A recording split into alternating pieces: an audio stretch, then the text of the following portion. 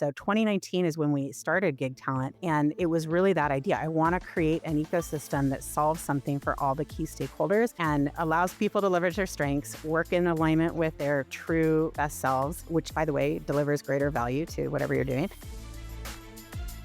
Welcome to 2026. This episode is a little different. Today, I'm in the guest seat, and the person asking the questions is my sister, Jill Howerton. She's known me long before Gig Talent, before any titles or bold choices, and she's uniquely positioned to ask the questions that get beneath the surface. In this conversation, we'll talk honestly about fear, courage, and the moments that shape not just my career, but my belief in how work and leadership must change. If you've ever questioned a big decision, felt the weight of building something new, or wondered what it really takes to choose courage when it matters most, this episode is for you. Thanks for joining us. Let's get into it. All right. This is a bit different this week. We're really excited to have my sister here with me. And it's the first show of the new year. And we thought we'd flip the script a little bit. So I have the opportunity to tell my story. And I haven't done that before. So it's a little bit nervous. And no one better than someone who knows me and all of the secrets that I might not want to share to help me tell that story. And one of the reasons that I'm really excited, Jill, that you're here is because of your own story. So to the audience, this is Jill Howerton. She's my sister. She is incredible. She is a producer of documentaries of TV and film. She has actually two production companies, Roots Productions and Zoe Knife Productions, with her husband, Glenn Howerton, who some of you might know from It's Always Sunny in Philadelphia. And her journey started a bit untraditionally, a few years younger than me, not much, but a few, and was going down the traditional college route. And after her first semester, decided that wasn't for her. And she was going to go move to New York and make it on her own, really on her own. We had a cousin there, but no friends, no connections. We didn't come from a family that knew anything about that or, really even traveled. And so I remember thinking, wow, you're moving to New York. That's big. And you did it. You got signed with well-known agencies as an actress, the amount of rejection that took. And you started taking acting lessons and learning how to act and doing all of that and moving back to LA and really making it and then meeting the love of your life and becoming a wife and a mom and now doing all of it with a career. It's pretty exciting to watch. So I could be interviewing you. Maybe I can convince you to come back for that. I'd be happy to. Thanks. So with that, I guess I'll turn it over to you. Thanks for being here, Jill. Oh my gosh, I'm so excited. Yeah, when you first were talking about wanting to do a podcast, flipping it, I was like, let me do it. Who knows you better than me? I was like, I don't know if I'm comfortable with that.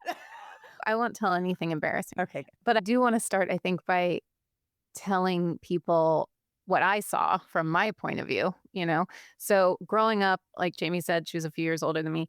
And so I always watched what you did. And we have a lot in common, but we're also very different. So to me, you were always super ambitious, always looking forward, like always looking ahead to what you were going to do next. And you always did things almost like ahead of schedule. If there was a schedule, it was like, I don't know, graduating with a double major early, like getting married early, having kids early, getting a career early, like everything. You were just ambitious. And I felt like you were really successful at that. And I didn't know what was going on underneath, if, about, any stress or what pressure was that you felt that drove you. But from the outside looking in, it felt you just knew what you wanted and you would focus on that thing and you would get it. And you did it all faster, I think, than most people your age. That's how I saw it. It's interesting, right? Like you're just doing it. I definitely was ambitious.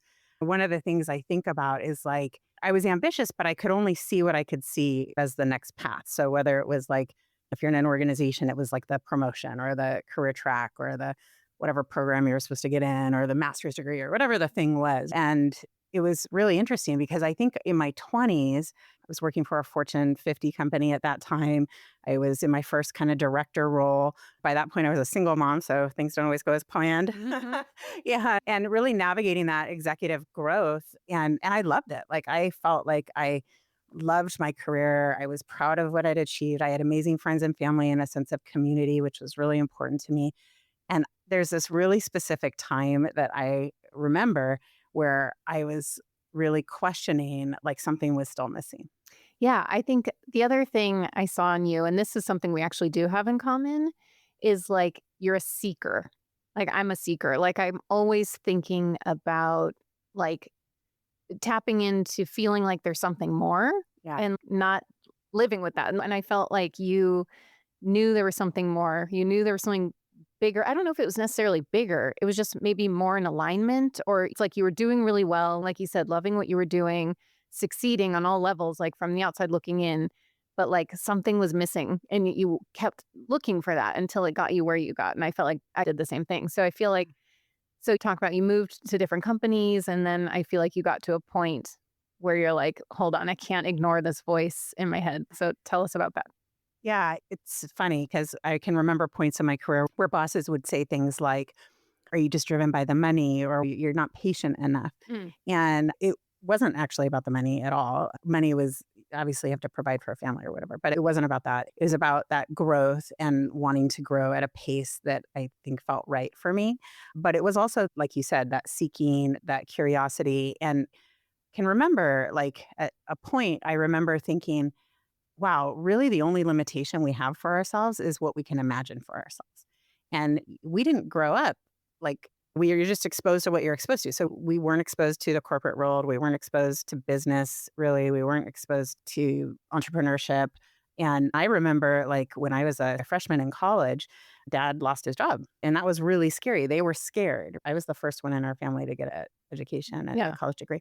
Yeah, everyone's seeking that stability. Like, that's what Yes. you're taught is to like Right. you need stability. So if you have a good job and you're making good money, like you stay there because it's stable. So anything that I think deterred from that, like was like Yes. very scary. Yes, and is that not smart? Am I Making a dumb decision. Yeah. exactly. So that was scary, and there's this very specific moment sitting in that big corner office, and I'm looking out the window, and there's this frog there on a tree, and he's got the thing doing this, right? And I'm like, "Wow, okay." I don't know why I zoomed in on that, and maybe that's the ADD or something, but I just remember going, "I'm disconnected." There's a disconnect. I'm proud. I've accomplished these things. I'm succeeding, quote unquote, and yet something's missing. I didn't feel totally fulfilled and I couldn't answer the question. Mhm. So then I went to seek. And that was really the first time in my life where I actually got a coach. And one of the most powerful things that that coach helped me start to understand was the role that fear was playing in my life. I didn't think of myself as a fearful person. I was taking what I thought were risks. In hindsight, that's relative as a single mom and driving a quote unquote successful career. When you leave a company that likes you and you're doing well in, like people think you're crazy or you're taking an unnecessary risk. And I always did well. So I didn't identify with that fear. And I just think that the right people come into your life at the right times. And one of the biggest takeaways that I had in working with that coach was around the role that fear was playing in my life. You know, I didn't identify with fear. It wasn't something that I expected to come up. But as I started to unpack it, it was actually really significant. It was underlying every decision or non decision, it was impacting how I was showing up. And so when you start to combine, like the only thing you're limited by is what you can expect for yourself or see for yourself. And then there's this underlying fear. And as you said, that stability, that sense of, I don't know, responsibility, stability. It was actually quite a journey. It was showing up in not only work, when you understand the impact that fear has on your decision making and the idea that you can only imagine for yourself kind of what you can see, like, I was actually playing very small. There's just such a bigger world than you can imagine, and I'm sure that's even true today, despite the fact that I've been on a really incredible journey since that time. So you made the decision to go off on your own. And what did that feel like at first? Yeah, and just so people know that it wasn't nothing's quick, right? It was 2009 when I had this, like, big realization and started working with a coach, and I went on my own in 2018. There was a lot of work between there. I'll actually give you credit for this. So I don't know if you remember saying this, but you saw me in some other relationships and you said, "When it's right, it should just flow, and it's Mm. just easy." You were 100% right. So when it's right, it flows and it's just easy. That doesn't mean that it doesn't take effort or you don't go through things or anything like that. But that kind of expenditure of energy is unnecessary. And it's true when you're not with the right partner. It's true when you're not in the right job. It's true when you're not working with the right people. It's true when you're not like living into your full self and the power of your alignment. So you said that. I thought you were crazy. Sure, it looks easy, and but you're 100% right. And, then fast forward. So when Josh and I met in 2014 and probably thought I was a little nuts, but it was just flows. So yeah. Interesting you say that because as you were talking about the relationship part, I was thinking, oh, that's for work too. And I do remember saying that actually because that was a revelation for me when I met Glenn. Like I was like, oh, and it made me realize all those times I was in relationships and thinking, is it right? Is it not? Yeah. Should I leave? Should I stay? Is this the one? Like You're like convincing yeah, yourself and it's or no. And it's the same with work. So like you said, my work journey evolved through different careers. And it wasn't until I got to producing that I was like, "Oh, this is easy." And it wasn't easy, like you said, because it required lack of effort. It was easy because it was my natural skill set. It was fun for me, yeah, and that's when it clicked. So for relationships, yes, but also for work, I feel like 100%. there is a resistance sometimes when you're in a position you're not supposed to be in, or it's like you want it to work out, but it's not. And so, like, good for you to like actually listen to that and trust that. And I think it is scary because there's all that fear of what happens if I fail, that fear of failure. It's fear of failure. And then the flip side is I'm persistent and I'm pretty determined that I can make anything happen. So, like those other things, I- if I thought it was something that should happen, I saw it as a challenge. Oh, I'm going to stick with this and I can make it happen. Some things you don't want to make happen. Like, Right. please don't make those happen. Right. Yeah. So, learning how it's supposed to feel, where they hopefully you feel it, people feel it in all aspects of their life. But when you're in that flow, then you recognize when something's not, right? And Mm. so that shows up really, really differently. So to your point, when I first made that leap out of corporate, I didn't know I was going to feel in flow. I just knew that no longer was. And I knew I was supposed to do something. I knew I was supposed to build something bigger than myself, but I didn't know what it was. I actually took a few weeks just by myself, which wasn't something I did regularly, and did a lot of reflection and recognized that in my career, I was a builder. Like I was the person who we need to build this. We are doing a huge acquisition. We have a big project. This isn't working. Whatever the thing was, I was never the sustaining person. And then I recognized, oh, people will just hire me to do that thing I'm really good at. And that flows for me, right? Mhm. I didn't know it. I can still tune into that fear. I feel it here in like my stomach area because I can get nervous even today. And when I talked to the guys I went to business school with, they said, yeah, you've talked about that for 10 years. Mm. And what was crazy was I had no self awareness. I was totally not aware. Like that wasn't something that was like gnawing at me that I wasn't doing or something. So that was really interesting to me that people who knew me like somehow could hear that in me. And Mm. I didn't see it in myself. And then you talked about having like a coach. What other kind of support did you have, or do you feel like people need to make a big decision like this, or to go off, even if it's not going off on their own, just to make a big change in their career? Did you have Oh, their support? so one of my big driving values is about contributing to the communities that you're part of. So Mhm. I was really lucky that I had a pretty large network of people who just happen to be awesome people. So I would talk to them, but I still had a feeling of like you have to do it all yourself. I hadn't integrated how to let people help. I think as I got into a great partnership, both with my husband and then in the business, like you start to learn that you can count on others. I also think that's super important for people. Like, it's okay to not know everything. It's okay to not be the best at every element, right? It's like getting into that flow of what you're good at that feels good and then going, "Oh, this isn't one of my strengths. How can I bring someone else in? How can I delegate? How can I shift my business to focus on the things I'm good at?" Like I think for me at least, and I don't know if you felt this way, there was like a I have to know it all. I didn't want to show any weakness by asking for help or admitting how to do 100%. something, right? Yeah. Well, look, one of our driving values at Cape Talent is it's around courage and it's feel the fear and do it anyway. Mm. And it could also be the don't have it all figured out and do it anyway. Do something, take that next step. And I think that's what I was doing. I was like, well, I don't know where I'm going, which is super uncomfortable, right? When you think about a change curve and all of that. I had no idea, but I knew that what it wasn't in flow anymore. And so it was more like, okay. And, there was a time at points in my career in companies, I was absolutely in flow. So it wasn't never, it just wasn't anymore. And so that feeling of flow, I mean, it's really the inspiration of like, I want everyone to, eradicate fear, live in flow in all aspects of your life and leverage your strengths, which is, I think, where you were going. Yeah. So tell us about Gig Talent when you started it, like what the idea was and what the company meant to you then, what it was when you Yeah. started. So I made this big leap, and I had a bunch of other friends who happened to be C-level, either CHROs or other executives, who said, I want to do what you're doing, but I'm afraid. I'm afraid of sales and business development. I just want to do the work that I love. I love being part of a team. And I was like, "Oh," and that was hitting, you could hear it, like, for me, fear, right? So that was hitting something, I'm like, "Oh, no, I," and then a couple sentences later, they'd say, "But I hate my job." And I'm like, "Okay, Yeah. not everybody should be a consultant, but definitely you shouldn't stay where you hate your job."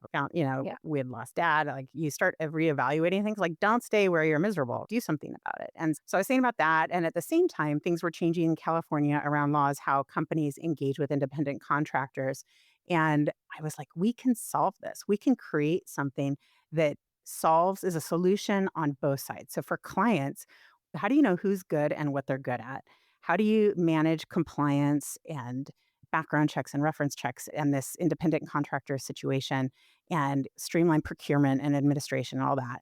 And then on the consultant and coaching side, it was like, gosh, you don't have to go to market by yourself. Consulting doesn't have to be a lonely gig. And we can do sales and marketing. We can do the administrative part. We can create a community and really have a sense of team, even though it looks different in the gig economy than it did before. And mind you, this was 2019. So 2019 is when we started Gig Talent.